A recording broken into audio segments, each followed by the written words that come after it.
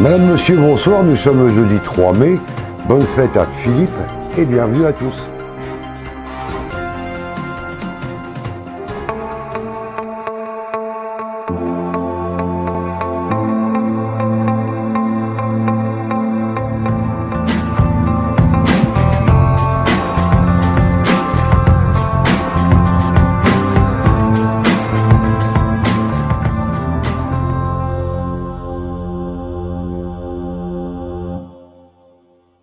Le basket dans la commune de Vaux dans l'Allier, c'était un projet et c'est maintenant devenu une réalité.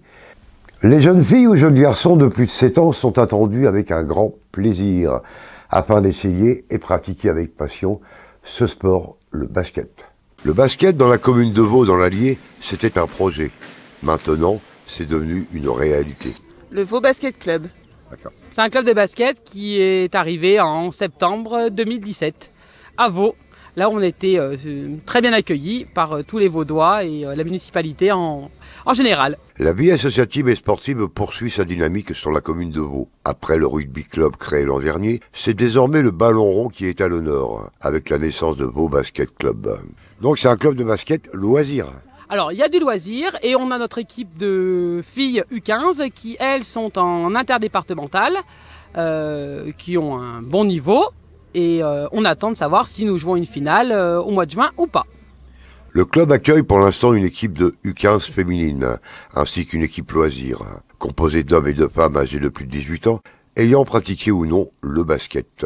Ouais, elles sont motivées, hein. Après ça reste des ados, donc il y a des moments sans, puis il y a des moments avec, mais bon, elles sont sur une bonne phase montante et elles font un bon résultat pour une première année, avec un effectif un petit peu, on va dire, réduit. Elles font une belle saison et elles vont jouer une finale le 2 juin. C'est ouvert à tout le monde, du plus jeune au moins jeune, de 7 à 77 ans, voire plus, hein, selon la forme. Hommes, femmes, enfants, on accepte tout le monde. Là, pour le moment, on a une équipe de filles donc âgées de 14 ans. Et après, on a l'équipe loisirs où là, c'est ouvert à ceux qui ont entre 17 et 50 plus. Ah, tu es la capitaine en plus? Oui. En plus. Ah bah c'est sérieux. Et comment ils sont tes joueurs? Ils sont disciplinés sur le terrain? Est-ce que tu arrives à bien les manier? Plus en match qu'en entraînement. En entraînement, des fois, c'est pas trop ça, mais sinon, ça va. Et qu'est-ce que t'en penses du capitaine, toi? Bah, elle est super. Elle est cool? Ouais, bah oui. Bon. Elle dispute pas trop? Non, ça. Bon, ça va alors. Bah, l'objectif, c'est de recruter un peu plus de monde, avoir un peu plus de joueurs dans différentes équipes, avoir des garçons, des filles, avoir tous les niveaux et peut-être avoir une équipe senior masculine ou senior fille. Les jeunes filles ou jeunes garçons de plus de 7 ans sont attendus avec grand plaisir pour essayer et pratiquer avec passion le basket. De la patience, beaucoup de patience. Il faut un peu de basket quand même, histoire de pouvoir répondre à des exercices. Et puis il faut surtout aimer ce sport et aimer les enfants, c'est le principal. Alors le soleil est attendu ce week-end, donc ce sera le moment de sortir les barbecues. Et Hervé Chemel va nous donner une bonne recette, ce sera des aiguillettes au canard avec du foie gras. Donc aujourd'hui on ne va pas présenter le journal, mais je vous présente donc Hervé, que vous connaissez maintenant, qui nous présente toujours l'émission Les bonnes recettes d'Hervé. Ça va Hervé? Impeccable, Dom. Bon, alors Hervé donc qui est éleveur de canards, au GAEC de la Croix-Soleil, c'est où hein? On est à Saint-Angèle. C'est où Saint-Angèle? En fait, on est entre Désertine et Saint-Angèle, en haut de la côte du Peu. C'est dans l'Allier ça? Ah, bien sûr. Bon, alors aujourd'hui tu vas nous parler un peu de l'été, tu vas nous parler un peu de canards, on va parler d'aiguillettes, on va parler de brochettes, dis-nous tout. Si tu veux, j'essaye de trouver, de sortir un peu de l'ordinaire. On a pour habitude de faire des saucisses, des merguez. Bon, là, samedi, il va faire un super temps. Donc moi, je vous invite à changer un peu de recette et de faire du canard. Donc je vais vous donner plein d'idées pour faire un barbecue à base de canard.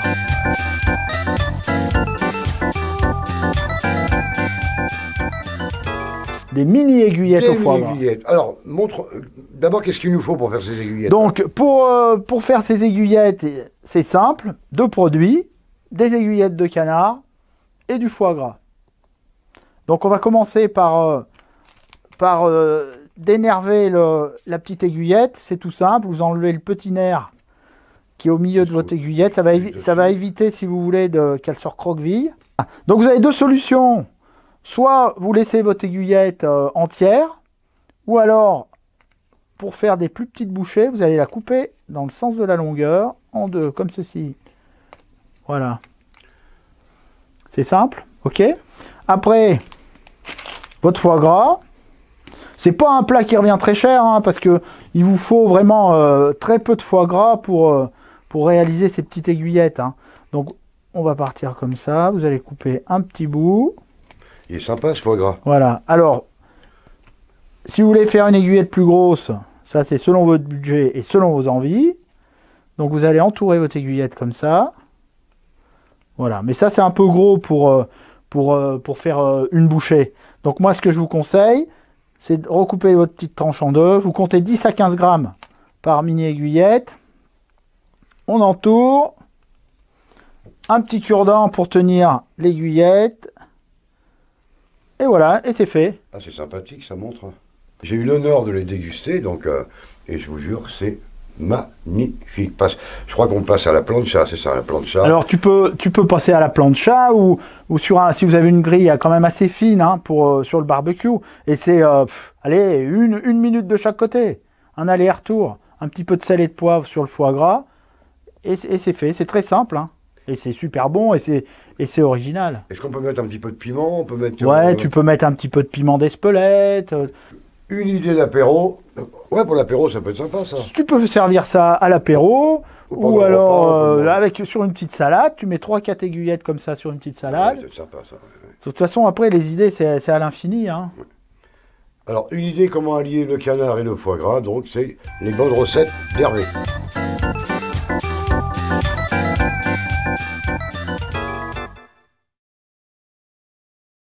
À l'Épau, dans la Creuse, c'était la fête à l'aérodrome. Un week-end d'initiation au planeur. En vol ou en simulateur, tous pouvaient venir découvrir ou se parfaire au pilotage. À l'Épau, dans la Creuse, c'était la fête à l'aérodrome. Un week-end d'initiation au planeur. Week-end initiation planeur pour les jeunes qui veulent venir. Alors on sort tout le matériel, vous voyez, il n'est pas tard, il est que 9h30. Et il y a également un simu qui permet de former les jeunes. Où il y a un moniteur qui leur explique comment on peut voler, ils peuvent toucher les commandes, décoller sur le simu, etc. Et pour les... En vol ou en simulateur, tous pouvaient venir découvrir ou se parfaire au pilotage. Je vous accompagne. L'avion va se mettre en virage, donc on tourne, nous aussi.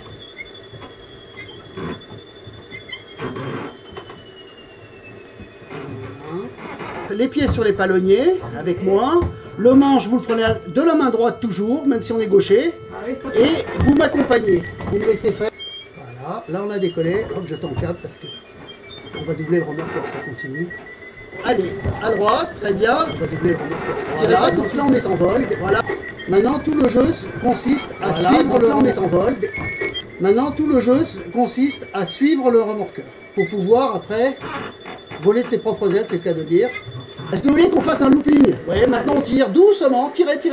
Voilà, doucement. Oh là là, là on va casser le planeur. Et ben voilà. Et là il est cassé. Ah ben oui. Bon et maintenant on saute en parachute. Voilà, merci. Presque tous les ans, oui. Maintenant on va le faire pratiquement tous les ans, parce que maintenant on a du matériel qui est au top, qui est bien révisé. Donc on peut faire de l'école dès que les gens veulent venir. Pour être pilote de planeur, il faut une formation particulière, Ah oui, bien sûr, hein, qui est différente de la formation de pilote d'avion. C'est quoi la différence? Eh ben, la différence, c'est que vous apprenez sur un appareil qui n'a pas de moteur. Donc déjà, c'est une grosse difficulté supplémentaire. Il faut apprendre à faire un tour de piste bien correct, 300, 200, 100 mètres, et se poser bien en endroit, en visualisant un endroit où on doit se poser. Et ça, faut l'apprendre, parce qu'un avion, c'est pas pareil. Un avion, vous avez un moteur, vous pouvez rajouter de la vitesse, vous pourrez diminuer la vitesse, vous pouvez faire tas de choses, mais le planeur, non. Vous pouvez simplement vous poser en vous servant des aérofreins. L'association aéronautique rosoise est née grâce à la volonté d'une poignée de passionnés. Elle a connu ses premières heures sur l'aérodrome de Guéret-Saint-Laurent avant de s'installer sur la plateforme aéroportuaire de Montluçon-Guéret en 1982. C'est l'association aéronautique creusoise. C'est une association qui existe depuis déjà pas mal d'années. Et puis, elle appartient à la Creuse, mais il y a beaucoup de membres, les 3/4 des membres, c'est des gens de Montluçon. Parce que à Montluçon, il y avait Moulins et il y a Vichy maintenant. Mais Vichy, ils n'ont qu'un treuil. Alors un treuil, c'est bien, mais ça coûte moins cher qu'un avion. Mais le problème, c'est que ça demande beaucoup de mise en œuvre. Il faut beaucoup de personnel. Il faut mettre le treuil, il faut tirer les câbles, il faut repartir, ainsi de suite. C'est plus délicat. Mais ça vole très bien. Hein. On en avait un avant nous ici, un club.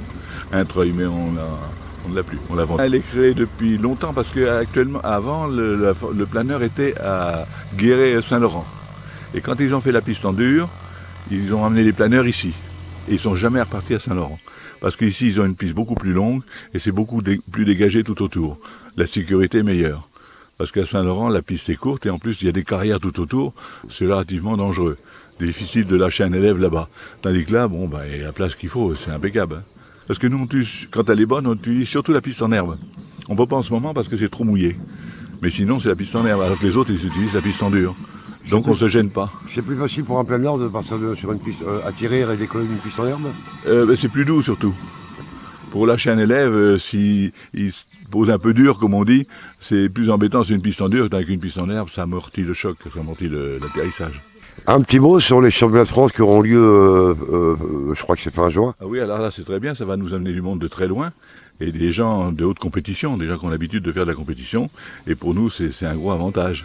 Et combien de pilotes vous attendez ce week-end? Oh, je pas loin d'une cinquantaine, 50 ou 60. Ils s'inscrivent 3 mois à l'avance.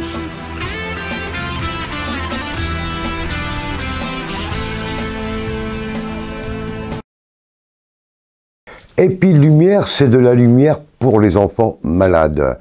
En projet dans les tiroirs, une idée afin d'apaiser le stress des enfants pour se rendre au bloc opératoire, passer par le jeu. Elles arrivent donc, les voitures électriques en pédiatrie à l'hôpital de Montluçon. Les enfants pourront ainsi aller avec leur voiture jusqu'au bloc opératoire.